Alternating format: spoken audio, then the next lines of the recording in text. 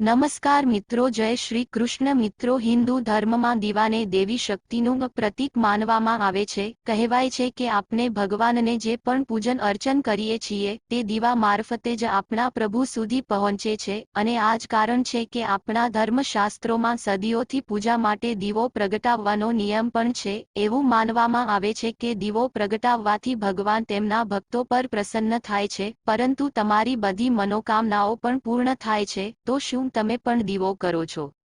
શું તમે દરરોજ સવારે પૂજનમાં દીવો પ્રગટાવો છો? યાત્રામાં જઈએ ત્યારે ત્યાં દીવાનું દાન કરવું મહત્વપૂર્ણ માનવામાં આવે છે. શું તમે પણ આરતી કરો છો અને દીવો પ્રગટાવીને ભગવાનની પૂજા કરો છો? તો પણ મિત્રો, તમારા ઘરમાં સમસ્યાઓ અને પરેશાની એક સાથે આવે છે. તમારા ઘરમાં પૈસાની અછત રહે છે અને તમે દરેક પૈસા પર નિર્ભર રહો છો, અથવા તમને લાગે છે કે તમારા જે ઘરમાં કોઈ એવી નકારાત્મક શક્તિ છે જે તમારી પ્રગતિમાં અવરોધો ઊભા કરી રહી છે અને તમે આગળ વધી શકતા નથી, અથવા જો તમારો ચાલુ ધંધો અચાનક બંધ થઈ જાય, તો અમારો આ વિડિયો અંત સુધી જોજો. તમારી સમસ્યાનું સમાધાન આ વિડિયોના માધ્યમથી મળી જશે. મિત્રો, શાસ્ત્રોમાં કહેવાયું છે કે જો તમે રોજ તમારા ઘરની પૂજામાં દીવો પ્રગટાવો છો અને દીવો પ્રગટાવતી વખતે માત્ર આ 3 શબ્દ બોલો, તો પછી તમને જીવનમાં કોઈ પરેશાની નથી આવતી. કોઈ પરેશાન નથી કરી શકતા. કોઈ પણ પરિસ્થિતિ ગમે એટલી મુશ્કેલ હોય, બધું તેની જાતે જ સમાપ્ત થવાનું શરૂ થઈ જશે. તેથી તે 3 ચમત્કારી શબ્દો જાણવા માટે આ વિડિયોના અંત સુધી બન્યા રહેજો. મિત્રો, તમારું સ્વાગત છે અમારી ચેનલમાં. આગળ વધતા પહેલા વિડિયોને લાઇક, શેર અને અમારી ચેનલને સબસ્ક્રાઇબ પણ કરી દેજો, જેથી શ્રી લક્ષ્મી માતાના આશીર્વાદ હંમેશા તમારા પર રહે.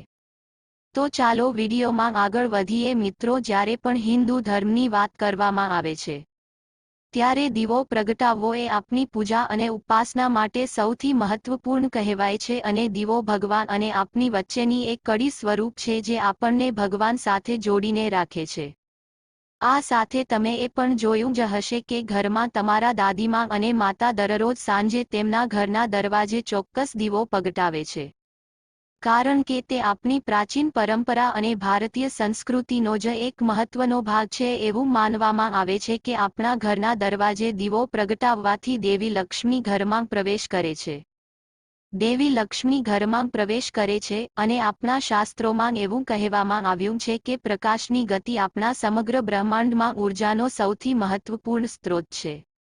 અને જો પ્રકાશને સૂર્ય ભગવાન સાથે જોડવામાં આવે તો દીવાની વાટમાંથી નીકળતા પ્રકાશને વેદોમાં અગ્નિ અને સૂર્યદેવનું તત્વ માનવામાં આવે છે. કહેવામાં આવ્યું છે કે જો તમે કોઈ પણ દેવી કે દેવતાની પૂજા કરો છો તો દીવો પ્રગટાવવાનું વિશેષ મહત્વ છે.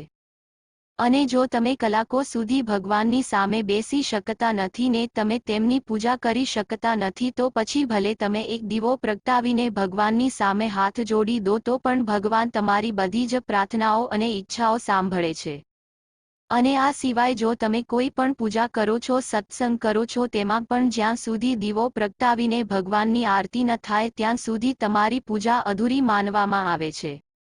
મિત્રો, આ સાથે ગુરુજીએ એ પણ જણાવ્યું છે કે પ્રાચીન સમયમાં ભારતમાં મોટાભાગના ઘરોમાં ગાયો પાળવામાં આવતી હતી. તે સમયે દૂધ કે ઘીની જ્યારે કોઈ કમી ન હતી, અને એવું માનવામાં આવે છે કે જ્યારે ગાયના શુદ્ધ ઘીનો દીવો પ્રગટાવવામાં આવે છે ત્યારે 1 તોલું ઘી સળગાવવાથી વાતાવરણમાં 4000 ટન જેટલો ઓક્સિજન ઉત્પન્ન થાય છે. આથી પહેલાના લોકો જ્યારે પણ દીવો કરતા હતા ત્યારે શુદ્ધ ઘીથી દીવો પ્રગટાવતા હતા અને વાતાવરણમાં ઓક્સિજનની કોઈ કમી નથી રહેતી અને દરેક વ્યક્તિ શારીરિક રીતે સ્વસ્થ રહેતા હતા.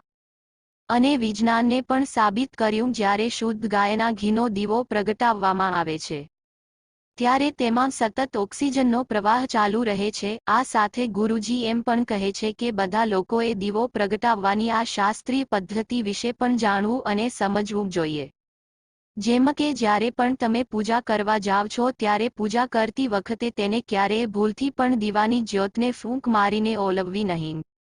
ક્યારેય અખંડ દીવો ભગવાનની સામે પ્રગટાવો તો દીવો પ્રગટાવવા માટે હંમેશા લાલ વાટનો ઉપયોગ કરો, અને ઘીનો દીવો કરતી વખતે તમારે ગાયના ઘીનો ઉપયોગ કરવો જોઈએ.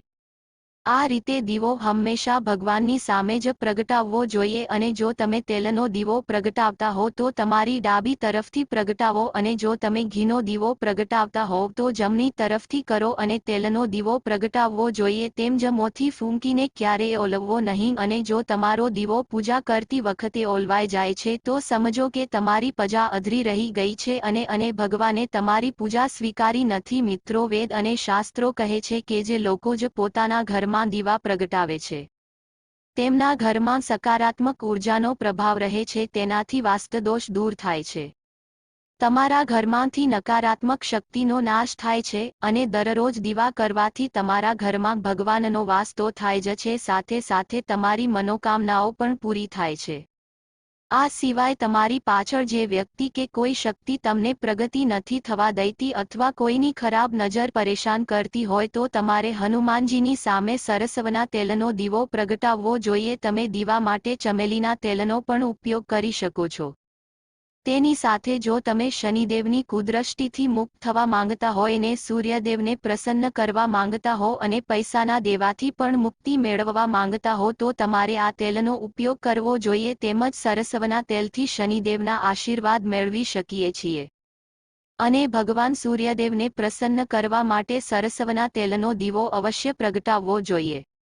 આ સિવાય જો તમારી પાસે કોઈ બુરી આત્મા હોય તો આ ભયંકર સ્થિતિ છે, તેના કારણે તમારા ઘરમાં અશાંતિ રહે છે અને તમારા જીવનમાં અનેક પ્રકારની પરેશાનીઓ આવતી રહે છે. તેથી રાહુ કેતુની શાંતિ માટે તમારે પીપરના ઝાડના મૂળમાં અરડુસીના તેલનો દીવો કરવો જોઈએ.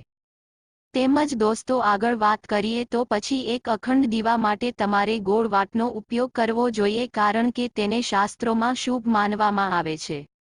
જો તમે હનુમાનજીની પૂજા કરી રહ્યા છો અને તમારી સમસ્યાઓથી મુક્ત થવા માંગો છો અને તમારા ઘરમાંથી નકારાત્મક શક્તિને દૂર કરવા માંગો છો અથવા તો જો તમારા પર દેવું બહુ વધી ગયું હોય તો હનુમાનજીના આશીર્વાદ માટે તમારે હનુમાન મંદિરમાં ચમેલીના તેલનો દીવો કરવો જોઈએ. આ સાથે જ ગુરુજી એ પણ કહે છે કે તમારે તમારા કુળદેવીની પૂજા કરવી જોઈએ. તમે ભગવાનને પ્રસન્ન કરવા માટે દીવો કરો છો પરંતુ જ્યાં સુધી તમારો દિવસ પવિત્ર ન થાય ત્યાં સુધી તમને દીવો પ્રગટાવવાનો પૂરો લાભ મળતો નથી. આવી સ્થિતિમાં ગુરુજીએ એક એવા ચમત્કારિક શબ્દ વિશે જણાવ્યું છે જે તમને તમારા જીવનમાં સુખ, શાંતિ અને સમૃદ્ધિ લાવવા માટે મદદ કરી શકે છે. તો મિત્રો, દીવો પ્રગટાવતી વખતે તમારે એ બોલવાનું હોય છે અને તો જ તમે ભગવાનના સંપૂર્ણ આશીર્વાદ મેળવી શકો છો. ગુરુજીએ આપેલો ચમત્કારિક મંત્ર આ પ્રમાણે છે: એવેન ઓજ્ઞાન સત્ર બુદ્ધિ વે જ્યોતિ નમસ્તે. મિત્રો, કંઈ પણ તમારી કુળદેવી માટે તમે જે પણ હેતુથી દીવો પ્રગટાવો છો તે દીવો પ્રગટાવ્યા પછી તમારે આ મંત્રનો ઓછામાં ઓછો 5 વખત જાપ કરવો જોઈએ. આ મંત્રનો અર્થ એ છે કે દીપના પ્રકાશને નમસ્કાર કરું અને તે કલ્યાણ લાવે છે, જે આરોગ્ય અને સંપત્તિ આપે છે અને જે શત્રુની બુદ્ધિનો નાશ કરે છે. અને ગુરુજી કહે છે કે આ મંત્રની અસર એટલી બધી હોય છે કે જ્યારે પણ તમે દીવો પ્રગટાવશો, તમે આ મંત્રનો જાપ કરો છો, તમે આ મંત્ર બોલો તો તમારે દિવસ સિદ્ધ થઈ જાય છે. મિત્રો, પછી દીવો પ્રગટાવ્યા પછી તમે ભગવાનની સામે જે પણ ઈચ્છા કરો છો અથવા તમારી જે ઈચ્છા હોય તે દીવા દ્વારા ભગવાન સુધી પહોંચે છે અને ભગવાન તમારી દરેક ઈચ્છા પૂરી કરે છે. તો મિત્રો, અમે આશા રાખીએ છીએ કે જો તમારા ઘરમાં પણ કોઈ સમસ્યા ચાલી રહે છે અથવા પૈસાના કારણે તમારા ઘરમાં ઝઘડો થઈ રહ્યો છે તો તમે પણ ગુરુજી દ્વારા સૂચવવામાં આવેલ ઉપાય ચોક્કસ કરશો અને જો તમે કરશો તો શ્રી નારાયણ અને માતા લક્ષ્મીના આશીર્વાદ મળશે. જો તમને આ વિડીયો પસંદ આવ્યો હોય તો વિડીયોને લાઇક, શેર અને અમારી ચેનલમાં નવા મહેમાન હોય તો અમારી ચેનલને જરૂરથી સબસ્ક્રાઇબ કરજો અને કમેન્ટ બોક્સમાં આ કહાની વિશે તમારો શું અભિપ્રાય છે એ લખજો. તો મળીએ એક નવા વિડીયોમાં, ત્યાં સુધી તમે તમારું ધ્યાન રાખજો. જય શ્રી કૃષ્ણ. મિત્રો, વિડીયો જોવા બદલ આભાર.